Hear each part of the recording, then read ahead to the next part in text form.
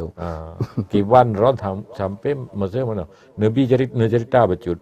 Pedron ke telepon li Pak Surya Paloh atau drone telepon Pak Surya Paloh. Pak Surya lu ya kenan. Kiban maksud. Jadi Proses. nyo adalah silaturahmi. Silaturahmi ba wate lam raya. Katrip ke baru. Raya haji. Raya haji. Kan baru raya haji wate drone haji lah. Anak baik. Wafilham. Jadi lebih kepada silaturahmi raya. Gedanya perlu meningkatkan hubungan antar tokoh. Jadi untuk menguatkan Aceh ke depan karena Pak Surya sendiri kan tokoh dan ya diakuilah secara nasional.